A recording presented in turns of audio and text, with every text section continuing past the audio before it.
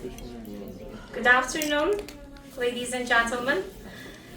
Welcome to our panel celebrating International Women's Day. My name is Işılay Baran. I'm a Director of Technology in AT&T. I'm responsible for network analytics and artificial intelligence automation.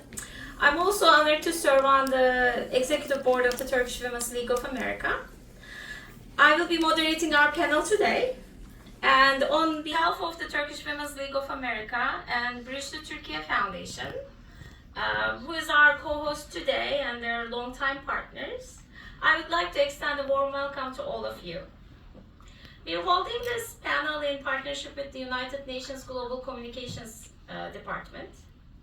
And I'd like to say again, welcome TWLA members and friends, Atatürk School family, Bridge to Turkey Circle and supporters, our extraordinary panelists, and all of you distinguished guests who have joined us today as advocates of women.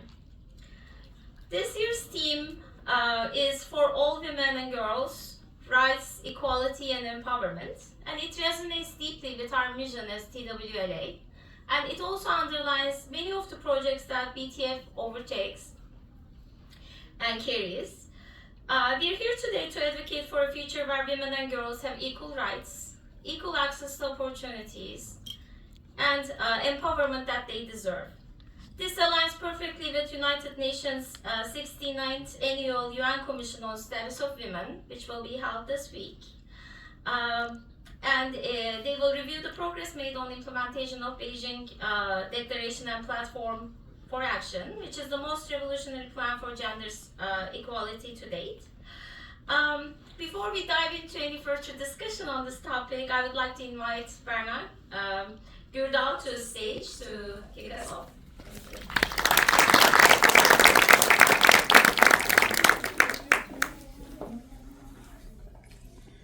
Dear guests, distinguished speakers, and dear young people, today on March 8th, International Women's Day, I am honored and delighted to come together with you. As the President of the Turkish Women's League of America, I would like to once again emphasize our commitment and defending our straight to rights of women and girls. Mustafa Kemal Atatürk, the founder of our republic, highlighted the role of women in society every opportunity and express his respect for them in the most beautiful way with these words. Turkish woman, you are not worthy to be dragged on the ground, but lifted up the skies on shoulders. Atatürk's vision has not only shaped our past, but continues to guide us in the fight of women's rights. Thanks to path he paved, Turkish women have taken and continue to take the roles all aspects of life, from education to politics, from the economy to arts. Today we are honored and host three distinguished figures who have made valuable contributions to women's rights and equality. Derya Taşkın, a leader who has played an active role empowering women and defending democratic values. Tülin Erdem, a distinguished academic and researcher in the field of marketing and academia. Ümran Beba, a seasoned professional with the extensive experience in the leadership and diversity in the global business world, mentoring millions of young people. Our distinguished speakers will share their insight on challenges women face in business and academia and social life, as well as the straits to overcome these barriers. Their knowledge, experience will inspire and guide us. I would like to also my seriously gratitude Gül Bahtiyar, Director of the Bridge of Turkey, New York, and her entire team. Her invaluable collaboration in making this meaningful program possible. Her support and dedication women empowered and truly appreciated.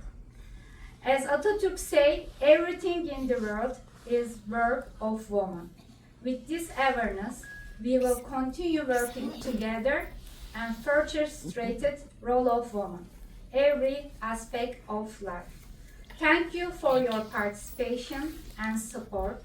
I wish all productive and inspiring program. Thank you.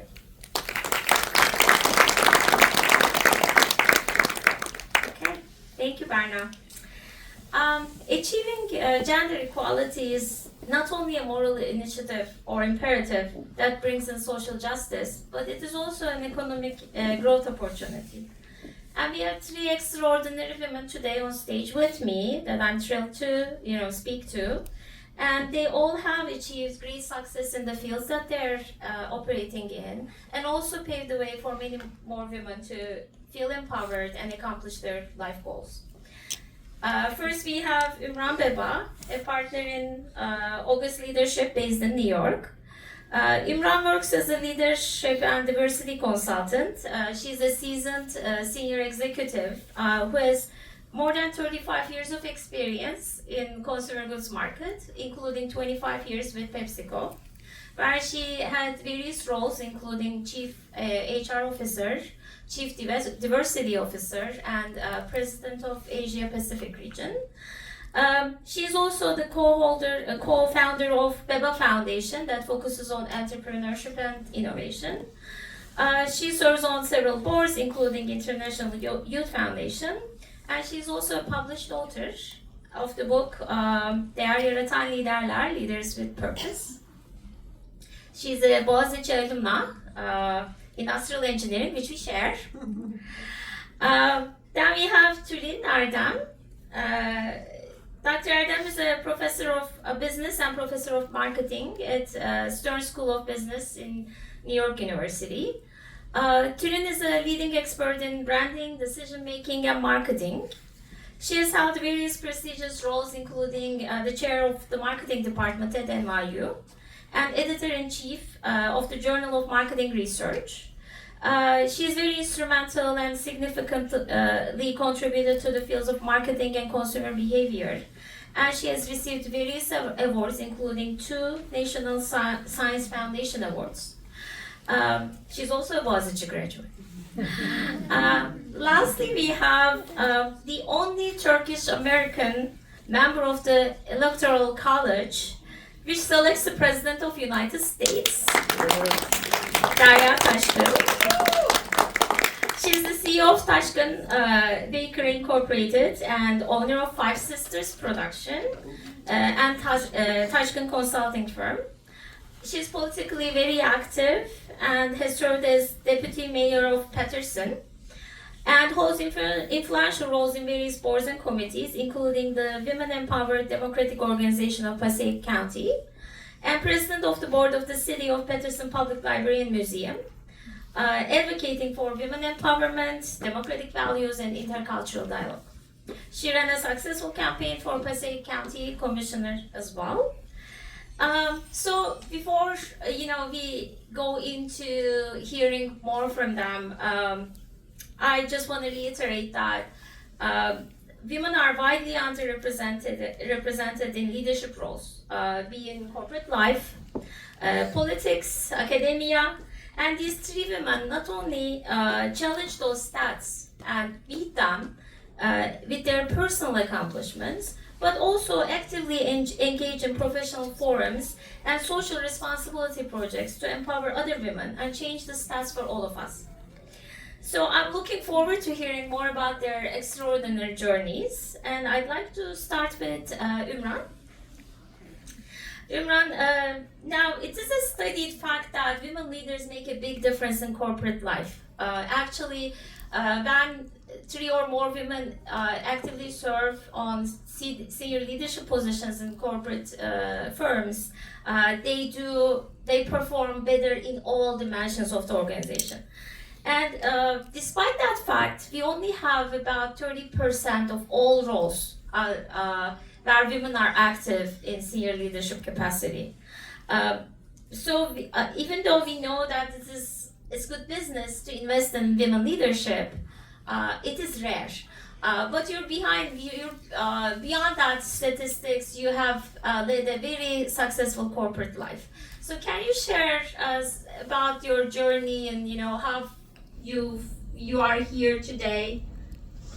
Thank you for the opportunity and the invitation. So it's great to be discussing these things and create some, let's say, hope for the future, because we really need it in this environment. But if I look at my journey, I started as an industrial engineer with MBA in marketing, actually, in consumer behavior. Started in a research organization, then joined Colgate-Palmolive. That was my FMCG journey in marketing. And then the PepsiCo's food division in Turkey. And after that, I moved into sales, HR, and general management. So there are many decisions, as you see here, like changing a function, taking a risk. But also, at some point, they said, you have to move out of the country. So becoming a general manager in Turkey, then also managing Middle East, traveling to, Jordan, Lebanon, Syria type of places, then Southeast Europe, and finally Asia Pacific. So at that point, we had to make a decision as a family. So my husband, an academician, and two boys, we made the decision to move to Hong Kong.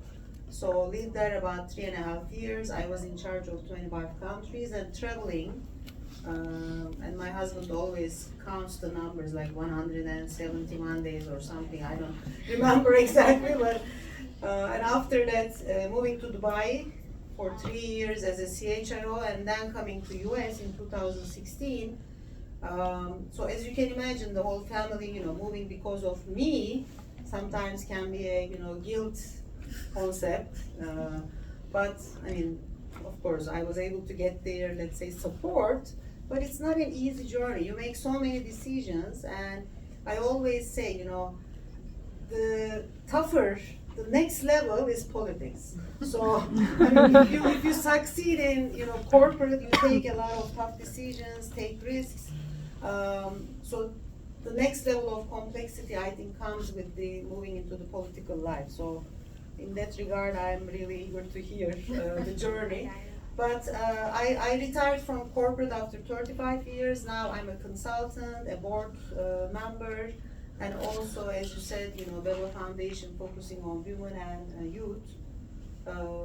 So journey has been exciting, but not easy. Right. And I can also tell that your family was on board as well. So it looks like that's one of the key enablers to all of us as women, entrepreneurs, leaders, academicians. I think that's one of the key factors in our success. Thank you so much, Irma. And you mentioned that you actually also held some global positions. You've been all around. Did you find, any? I'm sure it was very impactful. The local culture on how the women were able to succeed, and what they were succeeding in. Any anecdotes, anything interesting in that regard? Couple of them. So I had taken the East Mediterranean job. So I promoted twice with my two kids. So when I was with the first one, I promoted to general manager of Turkey, and the second one to the East Mediterranean. So I started traveling. I went to Jordan, but I needed a room to basically do the milk thing, And so the person I was replacing, I had to ask him, like, okay, can I use your room? I have to do something. Oh yeah, you can use. I'm sitting here. Why don't you sit there? And I said, no, you have to leave the room. So in those days, we didn't have the mothers' rooms, etc. But now, fortunately, most companies, I think, offer those things. The other one, I worked in the board of a Japanese joint venture for 5 years. I was the only woman, and I was sitting at the end of the table, and I said, this is because I'm a woman? No, they said you are the youngest, so all of a sudden, something very negative became very positive. Yeah. Thank you for sharing all that with us. I'm going to move on to Tülin. Tülin, you're a highly successful educator, among other things. I feel like I'm actually speaking to a consortium of women instead of just three, because they have so many different angles to their lives and responsibilities, and Turin is no different. She's a very successful educator. I just want to share some stats around that when we're talking about gender equality. It is a very well researched fact that when we invest in girls' education, they lift up their communities.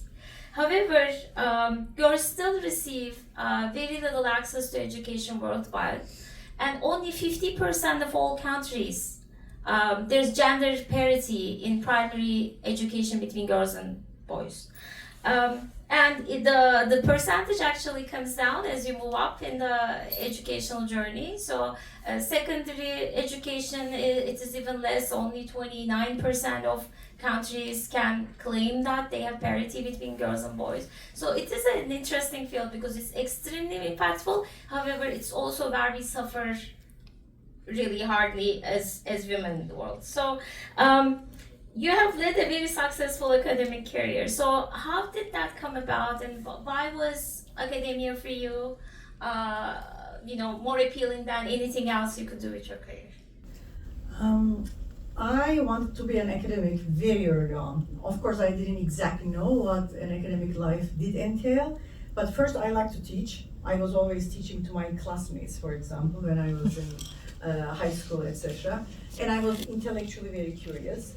I was an avid reader from a very young age on. You just mentioned about families being supportive, etc., which it happens, it's great, and I had very loving parents, etc. But even as a person who was raised in Istanbul, actually Selçuk Hoca had written some time ago a Hürriyet article about it. My father obviously loved me very much, but being a girl and having eyesight problems, because since my birth I have only 40% vision, and even with corrected vision, my vision is 60%. My father didn't want me to go to a private school, didn't want me to learn foreign languages, didn't want me to go to even college, not because he was conservative, but he was feeling, oh, you have all these eye problems anyway, etc. And I'm sure if I were a boy, he would have been very different, but he was very protective. But I was a very determined person, I think. So given all my intellectual curiosity, reading love, and teaching love, I did know I wanted to be a professor. I didn't know in what area, but I wanted to be a professor. And my undergraduate is in economics, and I actually started as a development economist because I was very idealist. I wanted to go back to Turkey and help developing countries. In those days, it was very much neo-classical economics. When I started my PhD in economics, I had a master's degree in economics, then did PhD. But I was kind of alienated from the kind of economics, macroeconomics that were taught in those days. So I switched fields to more individual decision making, marketing, branding, etc. And I was lucky. Certain role models, etc., helped me along the way too, of course.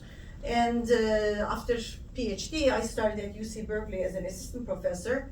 I was there for 13 years, served as the associate dean, etc., and then joined in 2006 NYU. When you tell a story like this, it looks like smooth ride, but we will talk today. The field I am in, the subfield of marketing, decision making, branding I am in, is very quantitative. So I'm a quantitative modeler coming from economics background. When I first started, when I went to a conference, for example, I would open the door to the conference room, and there would be 80 men and 2 women. I come from that background. And I have seen firsthand these double standard things like, and that was told to me too. When you are an assertive woman, you are aggressive, but the man is like that, he is self-confident. You are arrogant if you are self-confident. If you are strategic, if you are a man, oh, good for you, you have leadership abilities. If you are a woman, you become manipulative because you are strategic. All these double standards I have seen. Just one little anecdote. I got pregnant very early on. I wanted to have a baby. And the person who was the dean at the time, who still, I mean, we are very good friends, he loves me dearly. He was not meaning badly actually, but he couldn't help himself but said, "Oh, you were so smart and ambitious, I didn't think you will get pregnant." So think about what you do. You are like a first year untenured assistant professor at UC Berkeley and you are being told, you got pregnant, your career is over. So I come from that kind of background. But the hopeful thing is, even during my 30 years, things, at least in academia, changed a great deal. It's of course not a perfect story. There are still lots of gaps between men and women, but it got so much better. And I think partly because the mentorship and having more women as role models. One big thing that I have so much pride in, for example, as I said, I come from that kind of very, very male-dominant quantitative field. Right now at NYU, our marketing group is one of the best in research in quantitative marketing, and we have the biggest number of quantitative women in the world in a marketing department. So that's how things go through generations, and I think the progress happened in other fields too, because I had always close connections to Turkey, to universities there, Koç, I served on Sabancı's board of trustees, etc. The same thing happened in Turkey actually, and also on the somewhat corporate side. I never worked as a CEO or employee in corporate world, but I did some consulting. I still do a lot of expert witness work. I work with Federal Trade Commission, big companies like Google, Amazon, Apple, etc. When I first started the expert witness work, at every deposition it was the only woman, and then the stenographer who is typing was the woman. So 2 women in the whole group. All the lawyers, these big firm lawyers, they are all men. Now 30% to 40% of that room are women. So in 30 years, even in that arena, we are seeing lots of progress. That's great to hear. Good news. All right, thank you. So Daria, coming to you. You're leading 2 successful careers, maybe even more. But if you want to categorize, you are a very well-established entrepreneur. And then, that's also a field where women are underrepresented. We only have 8 women versus 10 men starting up businesses. And when we look at established businesses, the ratios are actually even worse, because we see only 6 of the 10 establishments being successful for women entrepreneurs. But you've done greatly in that department. Also, you have a political side to you, political journey. And when it comes to political representation, again, the numbers are not very promising. I read an article that talks about how we doubled in parliamentary representation in the last 20 years, and this doubled number is only 29%. So when we look at all these general forums, that are global, where world leaders come together, they take this big group picture, and it is like a fashion catalog of navy suits of men. But you are an exception in that dimension as well, and you're actually you have civic engagements in your community. So tell us a little bit of what drove you there, because you could have just done Tashkent, right? I could have. Actually, I went to college studying School of Diplomacy and International Relations, so I always wanted to be a diplomat. So that's what I went to school for, thinking. I actually did my internship at United Nations. Also, I'm gonna be a diplomat. For my mom, this was the greatest thing. So you're gonna go somewhere, you're gonna be a diplomat. It's always a presentable, so there's that title. But it's on the other side, opposite from what Tülin Hocam mentioned, my father always kind of motivated and pushed me to get into politics. And one of the things that I had advantage with the family sport is that one thing that my father made sure that we're 5 sisters, so 5 girls in the house, so that we all graduated from college. Doesn't matter what you do, so that's what it is. And that's one of the motivations that I had, and I had a huge support from that. And I did a lot of lobbying in DC, traveled, going and coming back, and then you see the system. So the first thing that I started is back in college, most of you know where Patterson is located. It's one of a lot of Turkish come when they come and settle in the United States. So because a lot of speak Turkish instead of adopting to the culture and where they are. So we have a library there, and with the other cultures, they bring their language books instead of Turkish. So I kept knocking on the door. I was like, you guys have to stop bringing Turkish books. I was like, let me bring, you guys could service so that the mothers and the other kids could read it. They said, no, it has to be approved from the board. And then I keep knocking the door, and then the mayor is like, okay, enough. So be on the board then if you want to make a change. So that's how the 15 years ago it started it. Just keep knocking on the doors.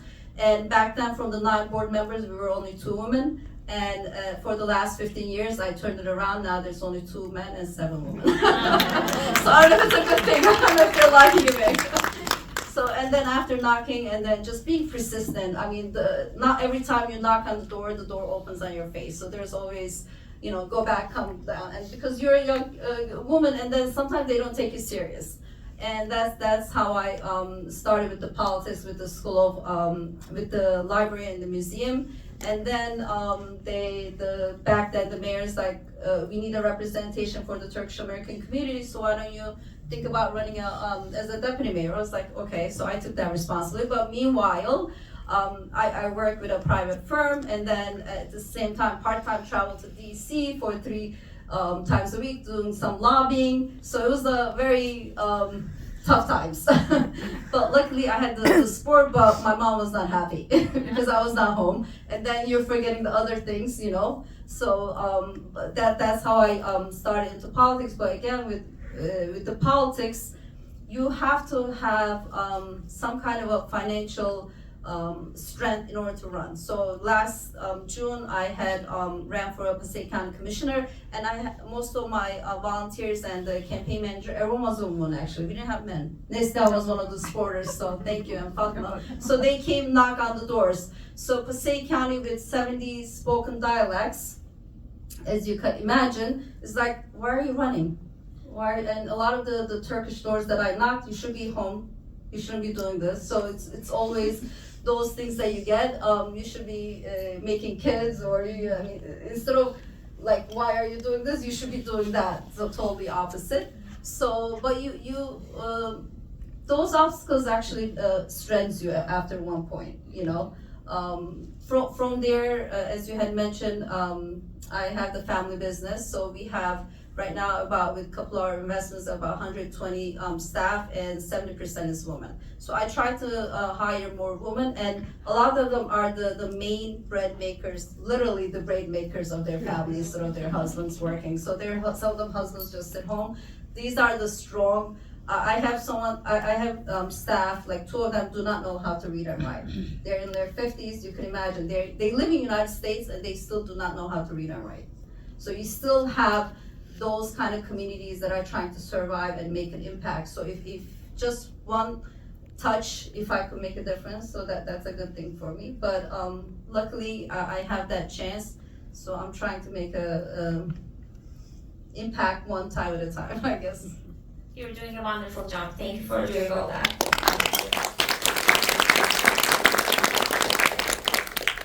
So on this section of our discussion, I want to talk about how you guys influence others in your circles to address gender equality issues. Because you guys have a lot of engagements on different angles, as we talked about, and that leads to a lot of opportunities not to do well for yourselves only, but also pave the way for other women to be successful. And when we look at this, it is not really just a women's problem. Again, as we talked, it is a societal problem, it is an economy problem. So when women do well, their communities do well. So what kind of opportunities did you get in your professional careers or other social projects? And I think for this one, let me start with Tulin, maybe. Thank you.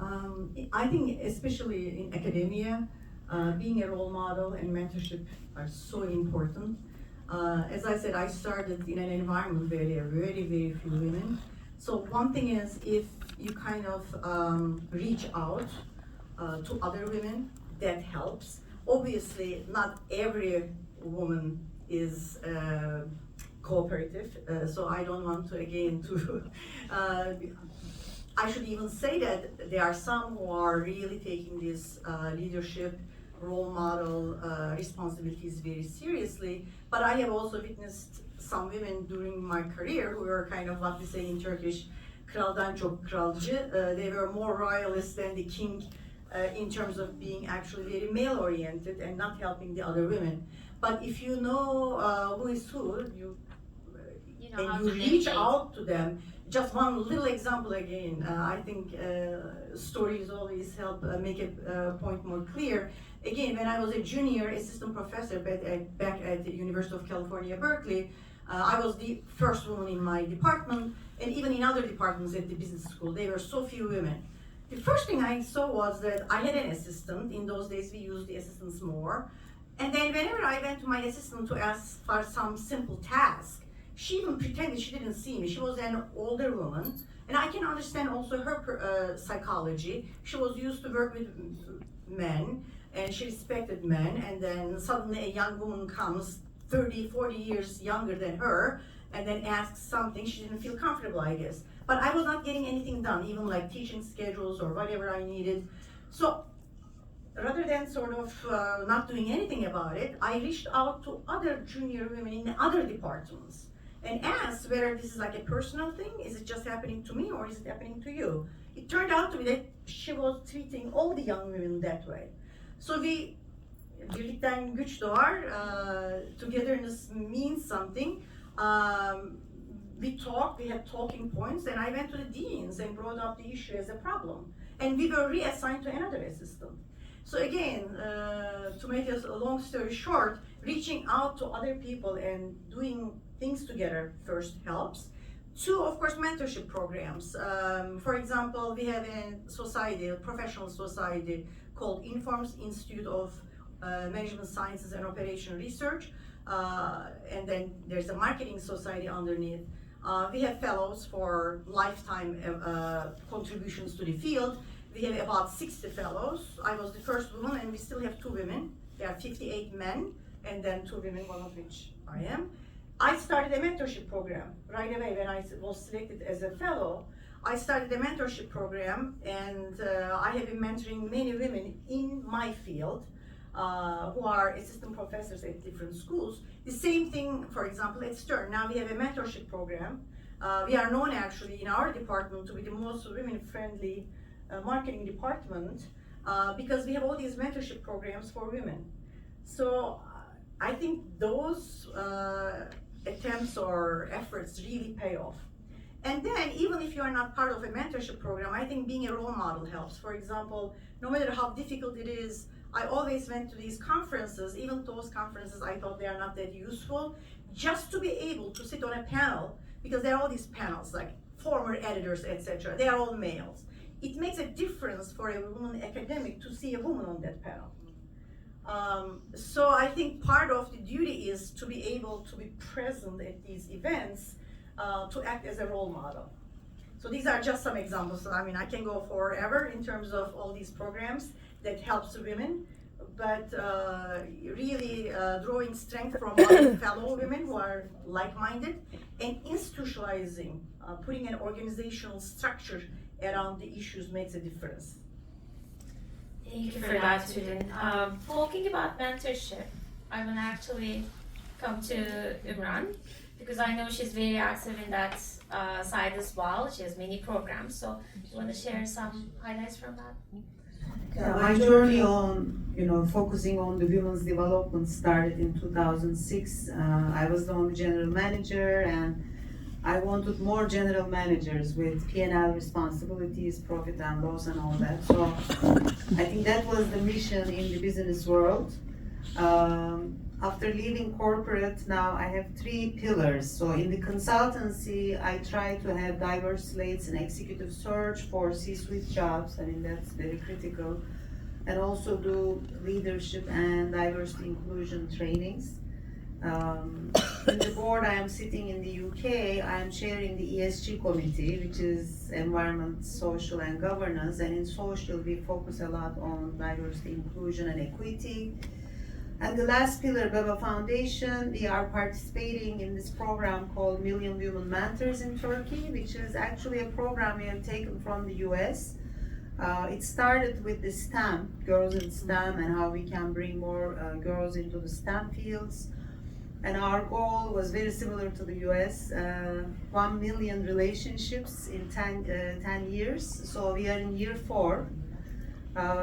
We have about now 140,000 pledges, about 250 corporations, in our organization, and 3,500 girls, plus more than 1,500 mentors.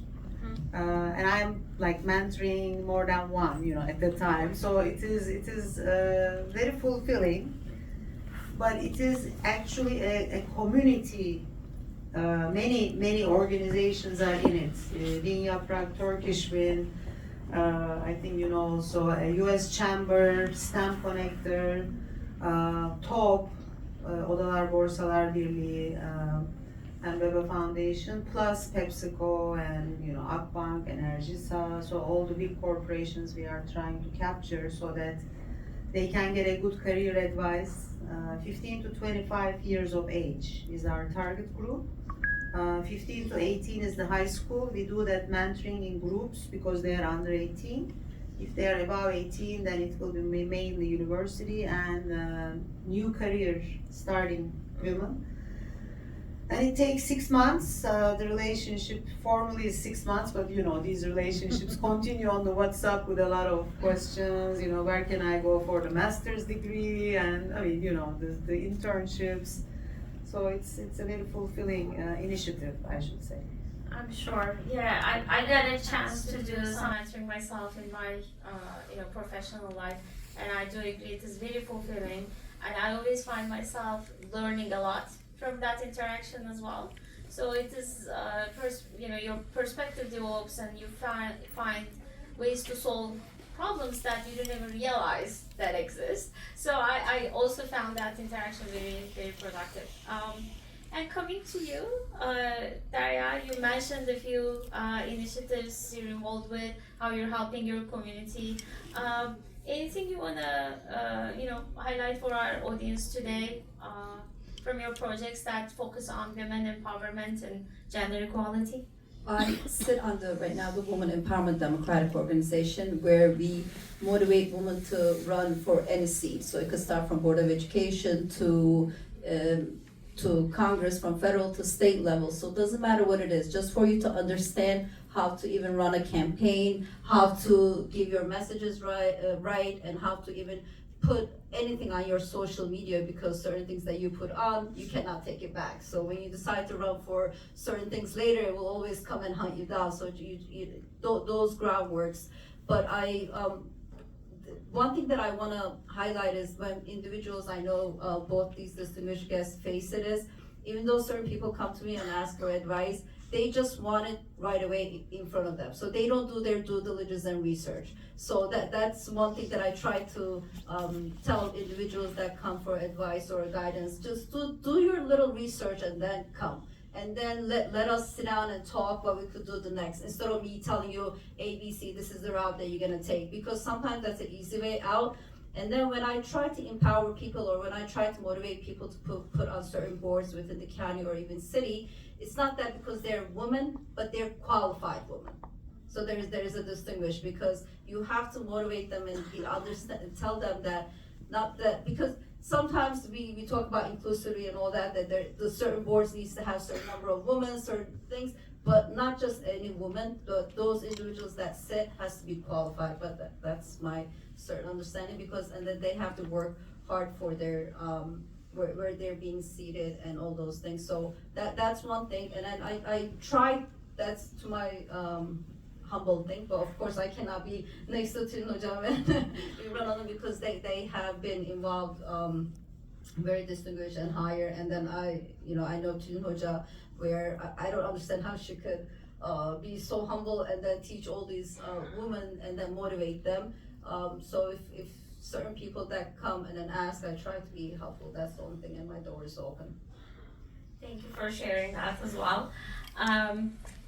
So let's talk about our, let's look to future and talk about what you guys envision yourself doing going forward in these journeys.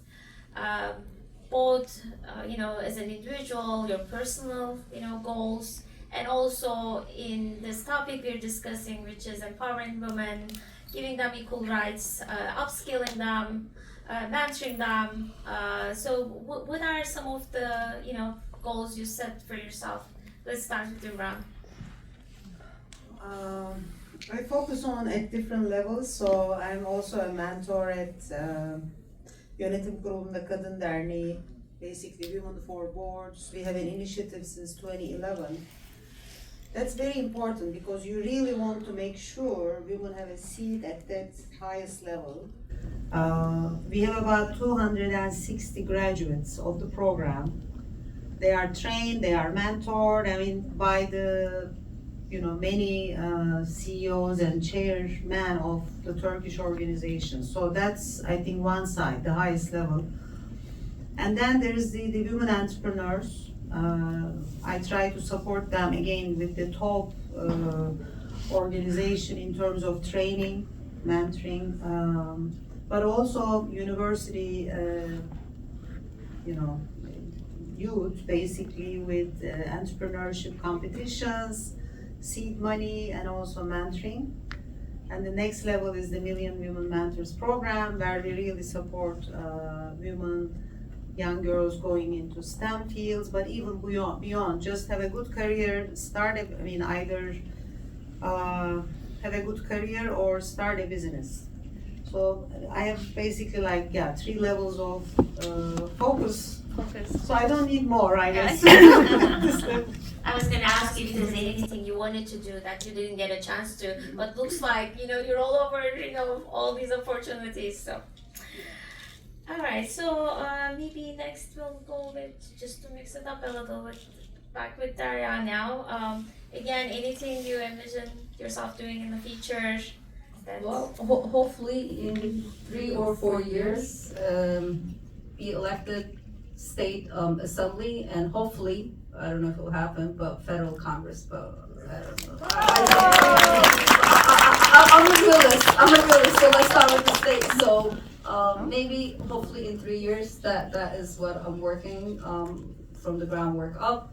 And of course, just for the entrepreneur side, opening the New York Task and Bakery hopefully soon, and opening a couple of branches. That's just my terms right now. Let's see how what happens.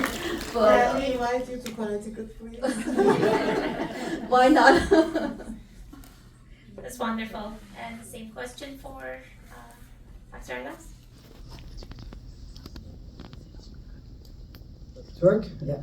I think academics never retire, so for quite a few years I won't retire, so the mentorship I'm doing, etc., will continue. But I have been always involved with Turkey, but more at the university level, like with, as I said, Koç, Özin, Bilkent, etc. But over the last few years, I have been also involved with some social responsibility projects, especially as most of you know, Selçuk Şirin Hoca has so many social responsibility projects in Turkey. I have been teaching in some of these programs. In terms of what I see, I will continue my trajectory, obviously. By the way, I want to make one little side note to what Derya said, because she alluded to this difference in terms of doing your homework versus mentoring, etc. I actually made that same point over the summer.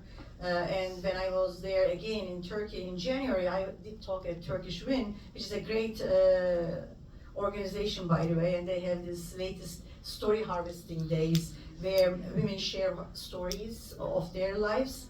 That topic came up there too, what Derya was alluding to. One thing, especially in Turkey, we need also to teach is a difference between mentorship and consulting.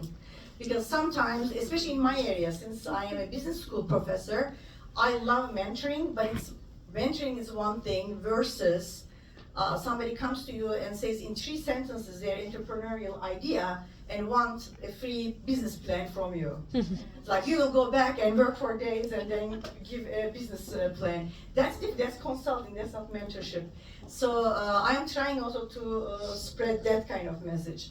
In terms of personal sort of goals, maybe one day in Turkey, more administrative give back to Turkey. I have been involved, as I said, with universities for a very long time, and I had received some offers, opportunities for deanship, rectorship, etc. It was never the right time, but maybe one day. I think that might be one way, in my case, given my preferences, to give back to Turkey.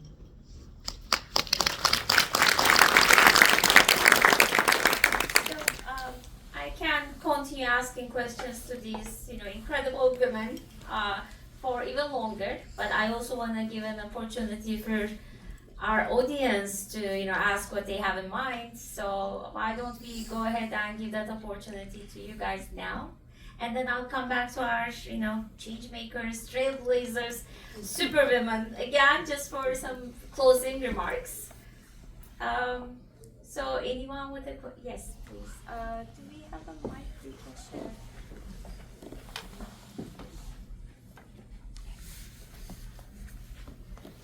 Hi, it's Bahar, and thank you for every one of you to be here and spend your time with us.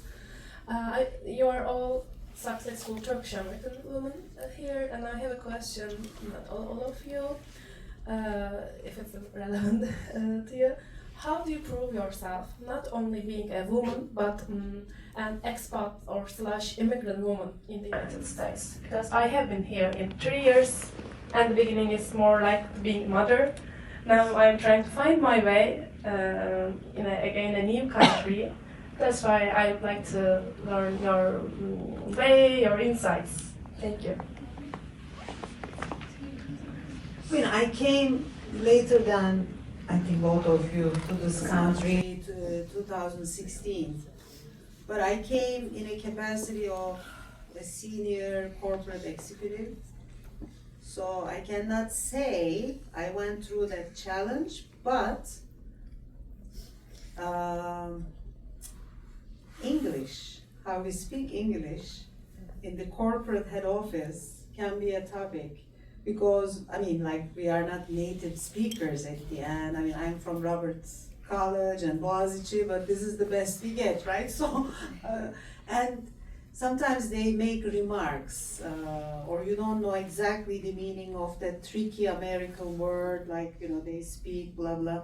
So you feel uncomfortable in those situations, but I can't exactly say, I went through that issue because I came at a senior level.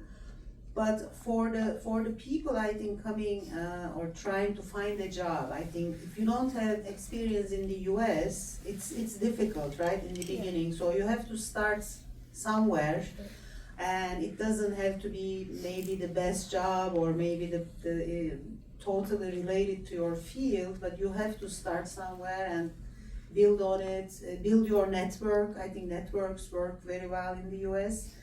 And again, I think mentoring will be great with some people who are closer to your experience, maybe plus 5 years, 10 years. Those are the suggestions I can have. Thank you. Again, I agree that finding the right ecosystem or forming your own ecosystem, reaching out to mentors are important, but I think hard work is important too, doing your homework. Speaking about accents, I will tell you another story. It's very true that on average, an accent doesn't help you that much. When I first started doing litigation, the other side always underestimated me. It's a woman, young woman with an accent. It actually helped me because they were underestimating me. So that worked a little bit against you, but there are other areas. In my case, it worked to my advantage, at least in one instance, and I will share that story because it does show the misogyny that is present even at best schools, etc. here. I was in the market. I was lucky. I had, interviews with best schools, all the Ivy League schools, etc. I won't name, but at one Ivy League school, I gave my job talk, and then the department chair, who was very famous, said something, and I said very politely, but I said, no, you are not correct because it is this and this. And this is the usual thing. When you are very self-confident and assertive, you become sort of arrogant. Later on, years later, I learned that the department was divided into two groups. I did get an offer from them, by the way, when I was in the market. But later on, a female colleague told me, years later, that the department was split into two. One group said, who does she think she is? She is kind of a foreigner, and this very important, famous guy. She's responding to our department chair that way. But the other half actually said, well, she's Mediterranean. Mediterraneans are like that. And then my female colleague was telling me, believe me, the department wouldn't have been split into two. Everybody would have thought you are arrogant if you were American. So there, my accent, I think, helped me. I was this, weird and Mediterranean. I mean, both these ladies already said what it is, just the mentorship and then surrounding yourself with the individuals that could help you and motivate you, not just the work-wise, but just your friends too. So surrounding yourself with the friends that can motivate you and then uphold you and then just give you guidance. So that could be it.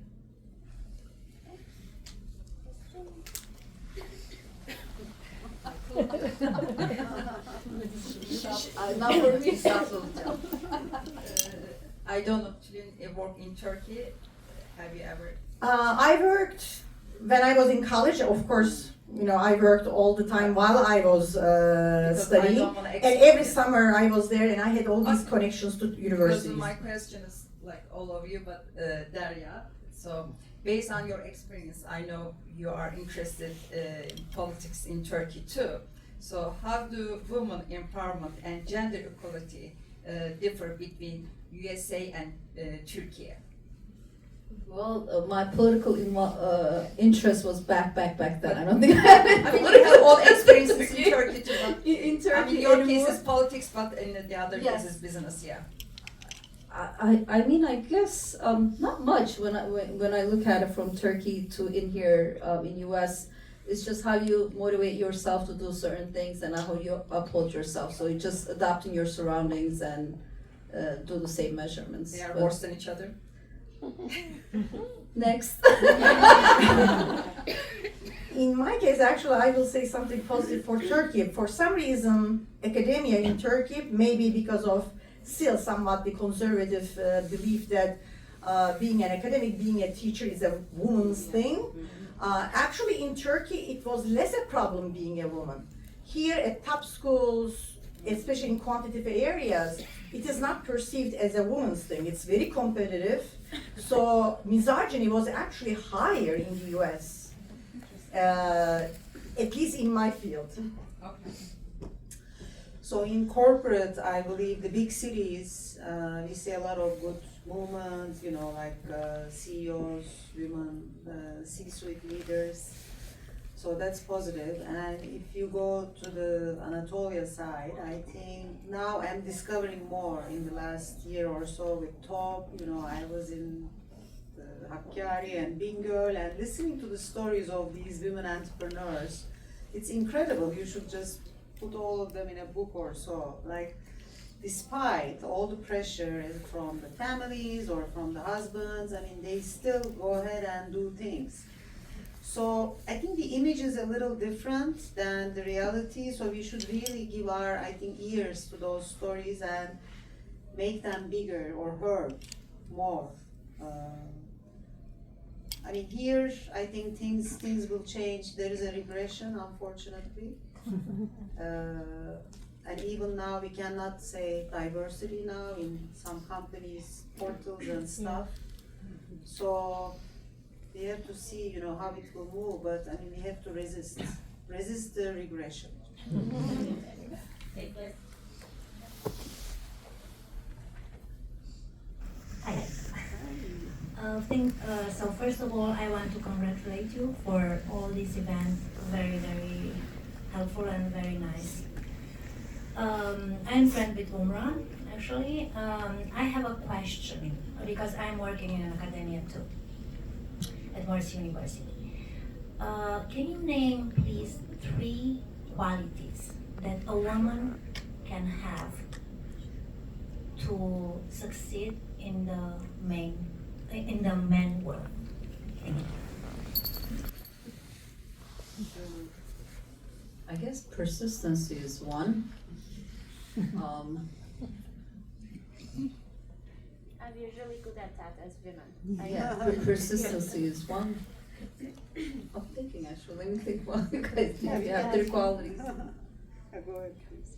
At least to me, it's not that different whether you are a woman or man. I think definitely persistence, especially in academia. I always tell my students, you know, in real estate it's location, location, location. In academia it's perseverance, perseverance, perseverance. That's definitely there. But I think self-confidence and then believing in what you want to do and not to give up. We have to learn from our mistakes. It doesn't mean that we are always right. But just because some people say you cannot do it or this is not the right thing for you, I think believing in yourself is very important. I always say hard work is important, especially of course if it is a fair playing game. Sometimes even if when you work hard it might not work if it's not a fair game. But then if it is not a fair game, then you can do the most you can do, especially reaching out to other like-minded people so that you can change to some extent. Don't take it as given. There are certain things we can change, there are certain things we cannot, but to some extent we can have an effect on the structure too that's around us. I think focusing on the work is critical because there are so many other things happening, especially in big corporations, the politics. I mean, focus on the work, be aware of it, be aware of the politics. I'm sure you have it also in academia. But I think delivering results after a point really makes you shine. But also we have to show our work. Sometimes we are shy not to show it, so we have to show and make sure that it's visible after that hard work, branding side. And then also I think having the right networks, mentors, you know, sponsors even I want to call it, because they are the people who will promote you or say things when you are not in the room. Those are the people we need to progress. Thank you so much. Actually, Thank you for coming also. Oh yeah, thank you. You're very welcome. I'm happy to be here. Actually, I'm working in the School of Business. So we are in the School of Business. We have just 3 women. And, you know, this is the reason of that question. Thank you so much. So I will make that a point in the next advisory board meeting. Good point. So we have 2 more questions, I think. So thank you. As Turkish women, we come from a rich collective culture, which is usually miscategorized as Middle Eastern. How do you suggest we navigate sense of belonging that honors our heritage without being confined to a singular racial or regional identity? Because we're Asian, we're European, but where do you fit? How do we navigate this? I mean, I worked in all those regions, European, Middle East, Asia, Pacific, and all that. So I always say this, you know, Turkish people are very lucky because we carry all those attributes and we can really understand the different cultural cues, adapt to the environment. I mean, you can be very respectful where needed, save the face, like in Asia, which is very critical. Middle East, you can have a coffee and conversation before jumping into business. In Europe, we can be very direct with the Dutch or whoever. So I think knowing your values and knowing your cultural strengths are very important, and we should use it. And we should really stop those remarks, the classifications, I should say, for Turkish people. We are at the end, I agree, we are Mediterraneans. I don't want to say, European, Asian, whatever, but we are multicultural in that regard. So know it, say it, and push back. I think if they want to put you into a corner. Even Also, job applications, you have this, I'm not white race, I'm not Middle Eastern, where do I fit? Right? Caucasian, hopefully, if they don't have it, just put it in other Caucasian or whatever, yeah. Yeah, that's the option also. Hello, merhaba. My name is Deniz. Nice to meet you all today. So, the definition of a successful leader that we think about today is usually grounded in, the masculine characteristics, right? Like being aggressive, being less wavered by emotions, stoic. And I feel challenged in my career to show up as myself as a woman. How do we redefine the successful leader persona and bring in the feminine qualities as we think about the future of gender equality? I could attest that the first time I took the family business at the bakery, when I used to go talk to the vendors or customers, they wouldn't take me seriously. So I started dressing like a man. At one point, I was dyeing my hair, let the gray hair show so that they could think I'm more mature. So I tried all those things, even when I at the political level too. But then at the end, inside of me, that's not me. That you don't act or you don't show the confidence that you have. So just be yourself. So at the end, it's how you represent yourself to the others. So be who you are, and then they'll accept that. Sometimes, sorry to say that, like you play the innocent woman to get certain things done. If you need to play that, you play that also too. So. Also, I think there's no contradiction between certain traits that are seen as feminine, like consensus building and being a good leader. Again, I will constrain my comments more to academia because I was never a CEO, etc. In the corporate world, it might be a little different, but in academia today, at least at good schools, the leaders, the deans, directors, the chancellors, department chairs, who are more successful are the ones who build consensus and who organically rise up the ranks in terms of being a leader. That is more respected now. We are getting there. So you don't need to be this, if like backstabbing it becomes kind of, if you want to be a good leader, you have to be doing all these macro things. Not necessarily. I think there's a lot of value in these typically feminine seen qualities like listening, having empathy and seeing what the others might be saying, but also sticking to your truth, of course, because there is sometimes a right and wrong, and then build the consensus. Just to add a flavor, I think beyond just the traits, it's also womanhood, right? I see a lot of the leaders at my company, not spending any time with their kids or their families because, everyone on the board is all male and they're not expected to be home for dinner. I think it's also complementing the traits in that sense in terms of how we live, as women in the society. I think the good companies have values and way of measuring these things like 360-degree feedback, manager quality index, organization effectiveness.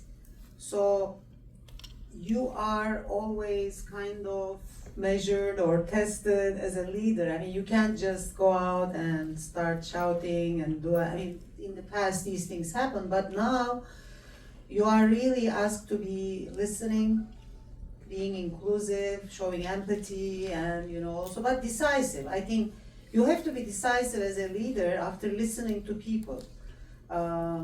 So I think these, sometimes we call it soft skills or critical leadership skills, are getting more and more important, especially with technology, etc. So we should continue talking about those in organizations and continue measuring the leadership effectiveness. I mean, if you are still observing these things, maybe you are not in the right place. Just maybe. I can say authenticity and showing vulnerability actually is much better appreciated in corporate too nowadays. Especially after COVID. Yeah. Yes, I think so. I think everybody got this taste of the home life, you know, so we all know what is involved there. I just want to do a quick... One more question. Oh, I'm sorry. Of course. I know we touched on the professional challenges that we face. What about the challenges faced in the home? I mean, Daria, you come from a household full of girls. You know, did your father have a challenge saying, "Oh my God, keşke bir erkeğim olsa veya erkek gibi kızım var." Yani, how do you guys break that social?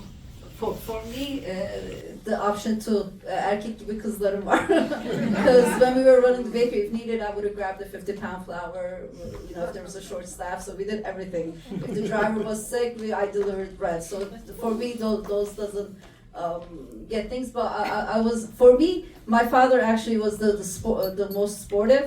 For me, it was my mom. She's like, why are you so involved? Why do you go to these events? It's like you're not getting anything at the end. Just sit home, or certain things are like, you know, kendini çok yoruyorsun. Just give some time, because not only that we work so hard, you know, she's like, what at the end, what are you gonna do?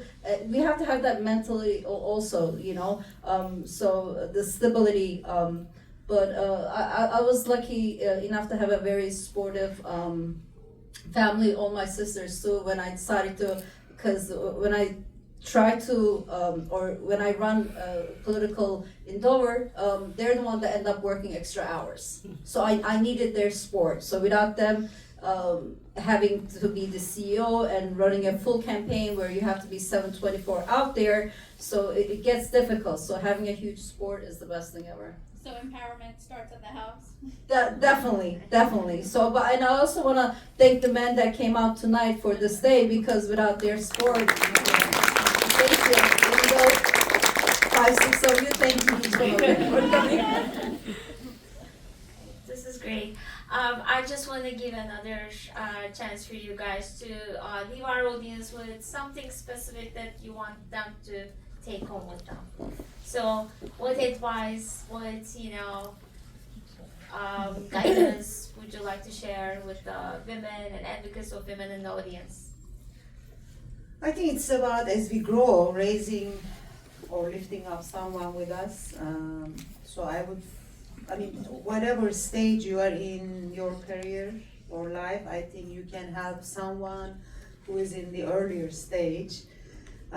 You can be in university, you can help a high school student, you know. At our stage, of course, we can help, leaders, etc. But just support someone in this journey with you, and make sure that, they are growing also with you. I think that's, like, mentoring is part of it, but you can do other things as well. Great, thank you.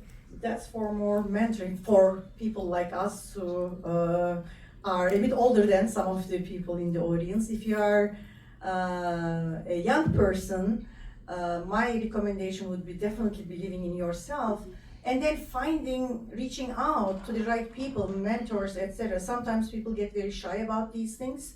As long as Daria said, you do the right work and then ask a very knowledgeable question. For example, I get many emails. If an email reflects that this person is very thoughtful, is asking a specific question, I always reach out. But if the email is something like, I didn't do any homework, you do it for me, I don't respond. So reach out to the people, and there will be people who will be helping if you do your homework. I guess for me, not to give up, because I got screened probably within the last 7 years for certain positions 7 times. Never got, because you have to get screened from the party first and then you run for it. And in the last time I was like, enough is enough, so I'm gonna do primary, which the parties don't like primaries. So, but I had to do it for not to giving up is, I guess, the main thing for me. And taking the no into consideration, and knowing and why they said no, and do your homework and come harder the next time. So not giving up is, I guess, the best. I will build on that. I think we should also say no when needed, because we can be more flexible sometimes, but just say no when needed.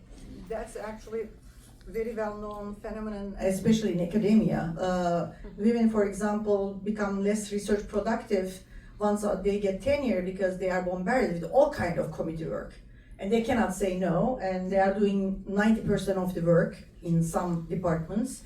So I think indeed it's very important. Of course, do your service, but know when you can say no.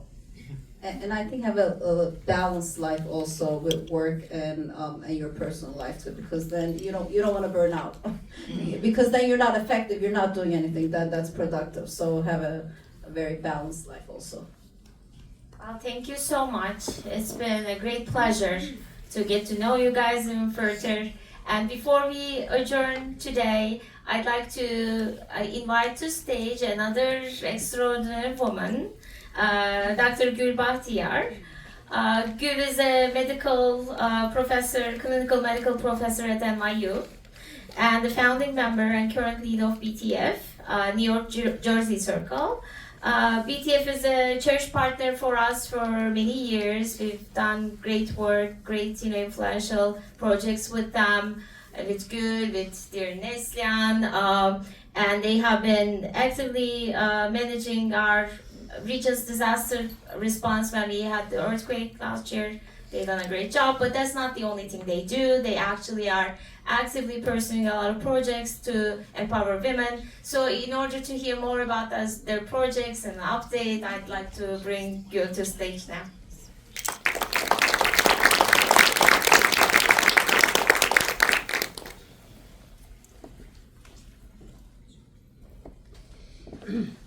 Welcome everyone.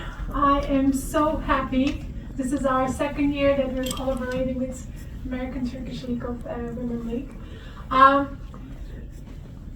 am a medical doctor, but in 2014 I had to do more in my life. I've done so much. I have so many things in common with you. I said, something is missing. So I found BTF, Turkish Turkey Fund, and that was it. And that was the story. So this is all about, the mission is just to invest to the future generations, girls' educations, and giving back to Turkey.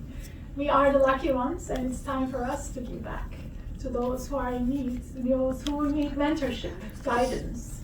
And along the way, I met with my beautiful partner, Leslie, and she and we've been collaborating effortlessly and endlessly, and we're a big family, we're sisters, and along the way I met with all of you, and we're a big family. So I want to thank you to all our panelists. It's amazing, I'm so inspired, so much in common. Thank you. I want to thank you to American Türk Kadınlar Derneği, Berna, Esra, everyone. Any one of you is amazing. I have no words to explain how wonderful you are. My daughter Sue is usually on the stage with me. She's not tonight, but she's going to Atatürk School. Amazing again. Thank you. Every week we are so inspired with the work that you are accomplishing and taking care of the future generations in the US.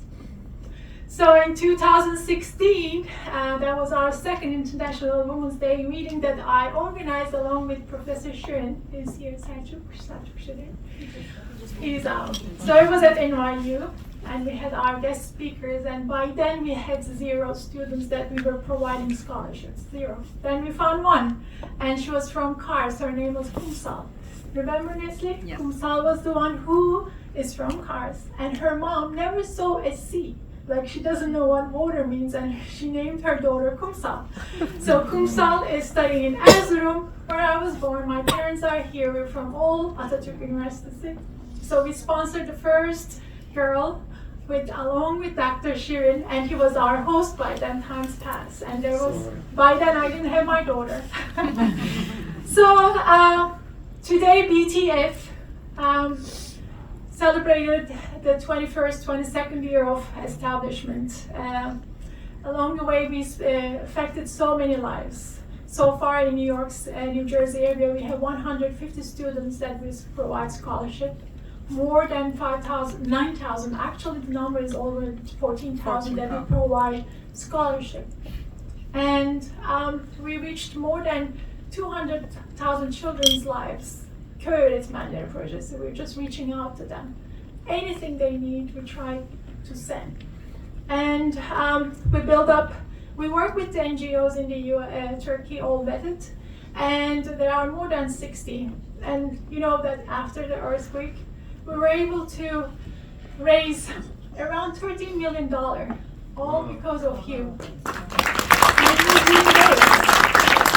And through that project, we had schools, we had students, and we have the Kate project, the child amputees of Turkey earthquake. This is something very dear to our heart. We were in the kitchen. We were with the medical doctors that they decided to do something from here, reach out to the pediatric medical associations in Turkey, established the whole process and how to reach to those children who lost their legs, who lost their arms, and all the prostheses. Everything is done. Now we have 160 students, or children, not students. They reach their, their prostheses, medical, mental, physical therapies, along with Çukurova University, Bankalar Birliği, Mercedes, many people are supporting. But BTF says these are our children and we're gonna support their education until 21 years old. So along the way, we need your help. We have children to take care. So we could have not done any of this without your help. I think perseverance, just loving what you do, putting yourself into, like all the women here, all the men here, so it's wonderful. So again, I would like to thank to all our volunteers to make this tonight happen, to our consulate who is allowing us to use the house tonight, and I would like to invite you to say a thank you to for coming tonight and making us happy and making a difference.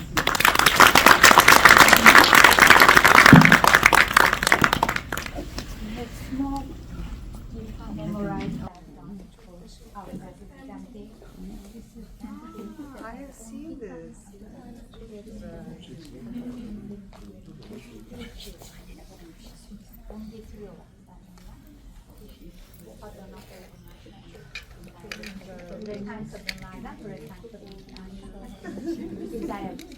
Nasıl getiriyorlar?